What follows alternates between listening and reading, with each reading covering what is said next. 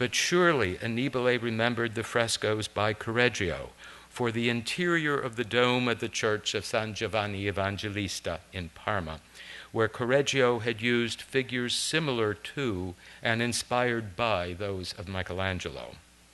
And to make my work more exciting, we have in Drawn to Excellence a double-sided preparatory drawing by Correggio, which shows on one side two apostles with putti on clouds, figures for the San Giovanni frescoes that indicate Correggio's own debt to Michelangelo. Preti did not stop there for his inspiration.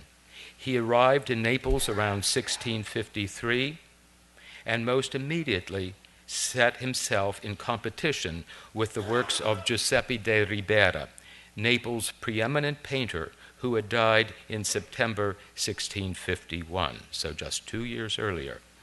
Preti's debt to Ribera is seen in this comparison of paintings of Saint Sebastian, with Preti's work on the left and Ribera's on the right. While in Naples, Preti would have seen Ribera's series of 12 over-life-size Old Testament prophets on either side of the chapel arches along the nave of the church of the Certosa di San Martino.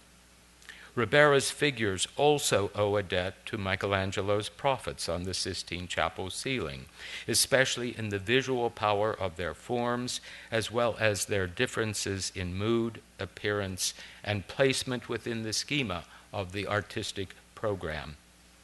Preti understood Ribera's positioning of these figures and the way in which they interact with the real architectural spaces containing them, just as he had understood the placement of Annibale's and Michelangelo's I nudi on either side of those fictive bronzes.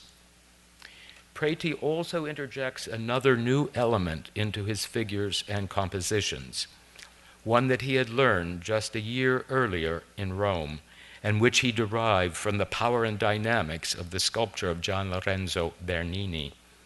Bernini's Fountain of the Four Rivers had been unveiled just 2 years prior to Preti's removal to Naples, and Preti, along with everyone else, must have been dazzled by the tremendous energies of the figures. Suddenly, Preti's figures demonstrate a new sense of volume, with twisting and turning dramatic poses caught in intense chiaroscuro, such as we find in the figures of Bernini.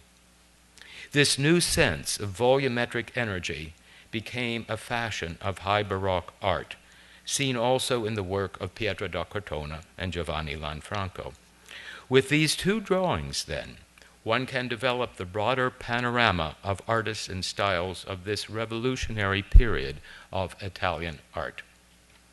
During his first years in Naples, Mattia Preti accepted a commission for a painting of St. Nicholas in ecstasy, intended for a family chapel in the church of San Domenico Soriano. Here we see the mature artist working confidently with this new explosive dynamic of figural form.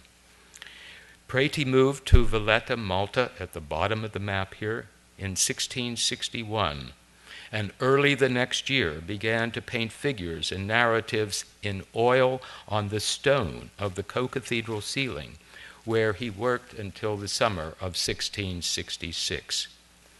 These drawings by Mattia Preti are studies which he used for specific figures in the co-cathedral decoration: Adrian Fortescue and Juan de Guaras, both men important in the history of the Order of St. John of the Knights of Malta.